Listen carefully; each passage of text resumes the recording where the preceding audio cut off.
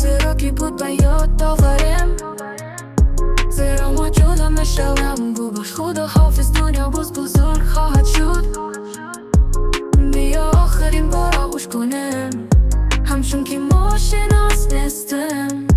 تو میروی اما من میمانم، ما خویشاوند نیستیم. ما همچون ما با تو وقتی حساب را گم کردیم، تنی ما این تنها سایه ها. ما با کوه های دست برخوردیم و نفهمیدیم که چگونه همه چیز را گم کردیم و فراموش کردیم که چی دوست داشتیم. هر روز برای ما بیگانه شد، ما همه چیز را که حفظ میکردیم کشتیم و دیگه کسی دیگه نشدیم. بیا آخرین بار آغوش کنیم، همه چیز را که بود به یاد آوریم، زیرا ما جدا میشویم. ببخش خدا حافظ، دنیا باز بزرگ خواهد شد.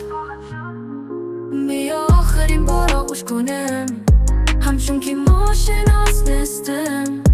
تو میروی اما من میمانم، ما خویشاوند نیستیم. ما همچون و من دیگر چیز وعده نده، ما با هر حال یک جو شدن نمیتوانیم. تو میروی و گرچنده که درد میکنن، اما ما دیگر نمیتوانیم.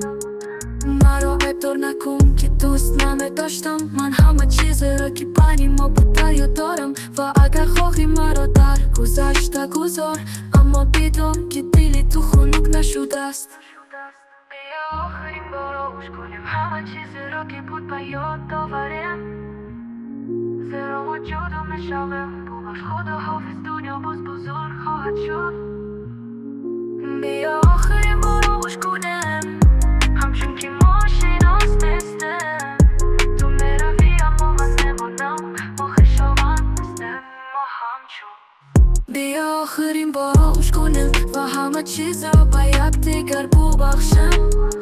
ما الکه اون شبها را برگرداندن نمیتوانیم و این محبت دیگر نمیشود. بیا آخرین بار آغوش کنیم و بگذار دردناک باقی ماند. ما جدا میشویم و این ساعتی ما است، ما خویشاوند نیستیم. ما همچون بیا آخرین بار آغوش کنیم، همه چیز را که بود به یاد آوریم، زیرا ما جدا میشویم. ببخش خدا حافظ، دنیا باز بزرگ خواهد شد. بیا آخرین بار آغوش کنیم، همچون که ما شناس نیستیم. تو میروی اما من میمانم، ما خویشاوند نیستیم. ما همچون